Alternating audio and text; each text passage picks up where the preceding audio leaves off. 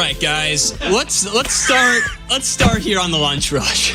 We've been talking ball all day. Let's go in the baseball world. White Sox made some noise yesterday. They hired manager Will Venable to be, their new manager for the ball club. The 42-year-old has now become the 44th manager in franchise history. Great. What was his title in Texas? Associate manager of the Texas Rangers? Yeah, he was a special assistant to Theo Epstein in 2018. First base coach for a couple years with the Chicago Cubs. So he's got that going for him. I'm not going to pretend like I know a ton about Will Venable. I don't either. He was a baseball player. He played for the San Diego Padres, played for a couple other teams. He's been in three different spots as some part of a coaching staff here since 2018. So good for him. It's the worst job in America that he gets. Yeah. The worst job in America is the manager of the Chicago White Sox. It's like being the captain of the Titanic when it's at the bottom of the ocean. You've got to go now and dive to the bottom. You got to reassemble that thing, get it constructed, then put the balloons on there, the airbags, to lift it all the way back up to sea level just to be mediocre. That's the job he has. Him and Littlefinger. Chris Getz. Do you know why I call him Littlefinger? Do you know why I call him Littlefinger? I don't. Why? Because he had the ear of Jerry Reinsdorf. The same way Littlefinger had the ear of all the politicians in Game of Thrones. Pulling the strings. Yeah, pulling the strings from behind the scenes until who got her? Who got him at the end? I don't even remember, actually. It was the two sisters. That's right. The two sisters at the end got him. And then boom, they killed him. She put the knife to his neck and said, "La noche." What are you saying right Which now? means good night. That's what's going to happen to Chris Getz? No, I'm just telling you, that's why I call him.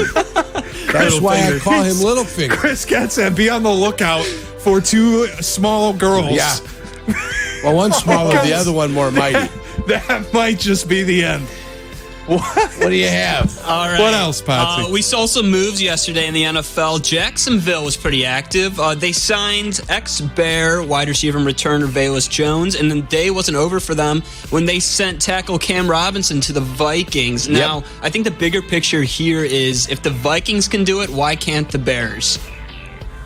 I mean, you're not. The point is, you're not going to get a good offensive lineman. Yeah, and I think that's Cam Robinson's pretty average, I'd say. What did they trade for Cam Robinson? What went back? It was picks. I can go look.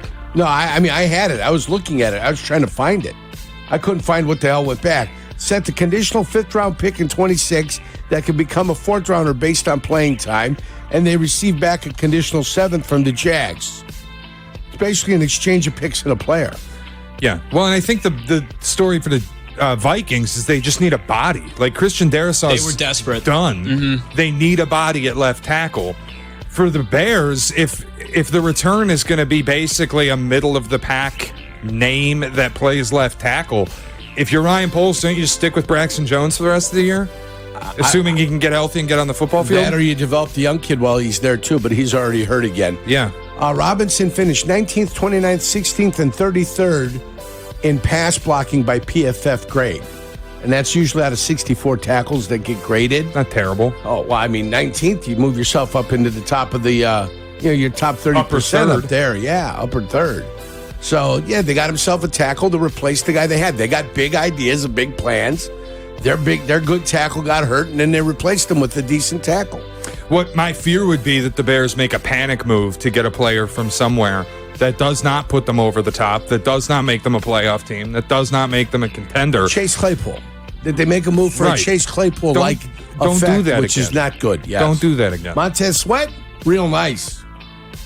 Great trade. And that was a long-term deal. That was acquiring a player you could have and for then you signed him while. to a long-term Correct. deal. Yes. So if they want to go that route, but I just don't think that player's there.